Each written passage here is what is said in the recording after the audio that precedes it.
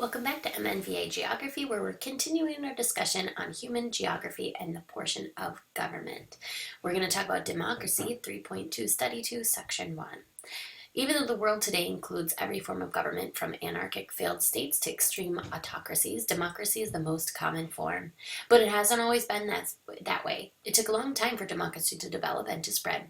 Let's look at the timeline. 508 BC, the ancient Greeks invent the word democracy to define their system of government. 1215, the Magna Carta, or Great Charter, is issued. This document requires the king to renounce certain rights, respect established legal procedures, and accept that he is bound by law. It also protects certain citizens' rights against the king's absolute power. The Magna Carta begins the development of constitutional government in England, where democracy in its modern form develops significantly. 1295, the Model Parliament, which later becomes the English House of Lords, is the first sitting parliament in history. 1619, the House of Burgesses becomes the first elected legislature in the New World when it establishes the colony of Virginia. Its political leaders, are central to the American independence movement and writing of the U.S. Constitution. 1689, the English Bill of Rights is passed by Parliament, and it asserts that citizens' right to petition the king and the right to bear arms for defense, among other rights. It also restates certain requirements first announced in the Magna Carta. 1787, the U.S. Constitution is established. The Constitution is based on principles of popular sovereignty, separation of powers, and majority rule. The Bill of Rights, added in 1791, provides protection for individual rights. The United States becomes a model of democracy for around the world. 1789, democratic revolutionaries in France declare a National Assembly of the People and has the power to conduct nation's affairs. French revolutionaries believe in the idea that general will or popular will should be the grounding force of human government. 1870, the passage of the 15th Amendment to U.S. Constitution establishes universal male suffrage. All men over the age of 21, regardless of race, can now vote in elections. In 1893, New Zealand becomes the first self-governing country in the world to grant women the right to vote. 1989, the fall of communism in the Soviet Union and for its Eastern European allies leads to a wave of democratization. Following the revolutions of 1989, the majority of the world's governments have a democratic form. Moving on to page 2. Direct democracies. So now we're going to talk about all the different types of democracies in the world. This is not an exhaustive list. This is just some of the democracies. Direct democracy. The development of democracy and the democratization of the world has been a slow process, and democracy has changed along the way. The original form of democracy is developed in the ancient Athenians as was a direct democracy. In a direct democracy, every citizen participates in the exercise of sovereignty. That is, citizens assemble to make all important political decisions. Let's get that straight. Every single person who is in the ruling area has to report to make decisions. Every single individual and citizen. Since direct democracy requires getting every citizen together from time to time, it's difficult and unworkable system for any large, heavily populated territory. From ancient Greek city-states like Athens were small enough to make direct democracy workable, but nations today are much larger. The New England town meeting is one of the few surviving forms of direct democracy. Page 3. So instead, we have a representative democracy. The modern form of democracy is a representative democracy. In a representative democracy, sovereignty is exercised by a subset of the people rather than assembly of all the citizens. The people select their lawmakers who then make the laws.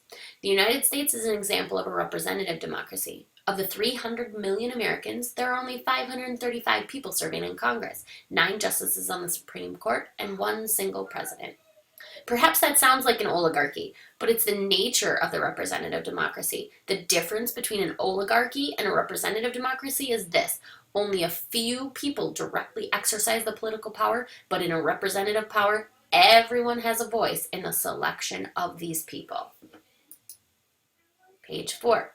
Features of a representative democracy. So, the United States was the first modern representative democracy, but the world today has many others. Each of them is slightly different and has different arrangements in the political institutions, but we all share some common features. First of all, it has to have free elections. All citizens have the right to vote in open elections that use a secret ballot. Majority rule, representatives are chosen by the majority of voters. Sovereignty, representatives are part of an independent ruling body that exercises sovereignty. Separation of power, it's important. Government power is separated into separate branches of government, usually a legislative, a lawmaking branch, an executive who's going to carry out the laws, and the judicial branch who judges whether or not things are right or wrong. Indirect representatives. Some representatives hold the power to select other representatives, such as cabinet officers or judges. Page 5. Direct and a representative democracy. You can log on to page 5 to take a little self-quiz. Democratic systems. Representative democracy is different from direct democracy, but not all representative democracies are the same. Representative democracies can be organized in different ways, but there are two main types, the parliamentary form and the presidential republic. In a parliamentary democracy, there's a prime minister that leads as the executive branch. The elected representatives from the legislative branch choose the prime minister, often from among their own members. This means that the head of government is chosen through a method of indirect representation. In a presidential republic, on the other hand, the head of government is a president who is elected directly by the people, separate from the members of legislature. So where we have the power to elect a president, England per se, they elect members to parliament, and then of the members of parliament, one of them is promoted to prime minister, but they decide that. The president also acts as head of state. Parliamentary systems usually have a separate head of state, such as a president or a monarch. In a parliamentary democracy, the head of state usually has limited powers in comparison to the prime minister. So if we take a look at this map, traditional monarchies, there are still some that exist. Democracy is in blue. Again, all these blue states that are democracy have different types of democracies. Some are representative, some are parliamentary. Restricted democratic practice, authoritarian regime, and totalitarian regime. Page 7. Voting systems. Democratic systems also have different methods for voting for representatives. There are two major systems that we use today. First, past the post, also known as winner take all, and proportional representation. First past the post. With the first past the post voting, the candidate with the largest number of votes wins. Even if the margin of victory is small, even if it's a tiny little bit, they still win. While this is often considered a majority rule system, there is no requirement that the percentage of votes is over 50%. If there are only two candidates, one will automatically have the majority. But if there's 3 or more candidates, the winner could have a very low percentage. President Clinton only received 43% of the popular vote in the 1992 presidential election because of the presence of a strong third-party candidate. Ross Perot received 19% of the vote. An important feature of first past the post voting is that the runner-up, no matter how close he or she to winning, doesn't get any representation. Proportional representation. This is not the case with proportional representation. In countries that use this system, the percentage of votes that a group of candidates, usually a political party, receives, then determines how many seats it gains in the legislature. For example, a party that received 25% of the vote gets 1/4 of the seats in the legislature, even if there wasn't a party that received, say, 45% of the vote.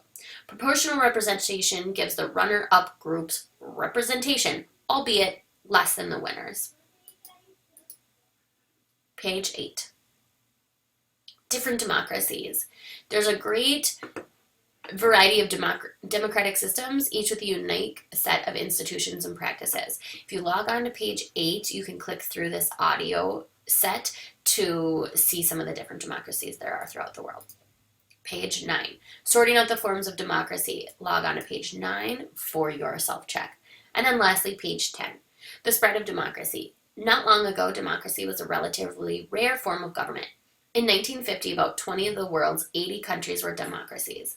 Today, there are about 120 democracies out of the world's 193 states. Democracy has expanded far and fast in the recent decades. Citizens find democracy appealing. In autocratic and oligarchic systems, citizens have little input and few rights. A longing for freedom and an opportunity has driven popular political movements to call for greater democratic participation. Another factor in the spread of democracy is decolonization. In the 1950s and 60s, European countries granted independence to their colonies. The colonies, once ruled by foreign oligarchic governments, then formed local governments. However, decolonization resulted in only limited democratization. The number of independent states in the world doubled during this time, but many former colonies became autocracies instead of democracies. The collapse of the Soviet Union might be the most important reason for the spread of democracy. When the Soviet Union's communist government fell, the communist governments of surrounding countries also collapsed. Most became democracies.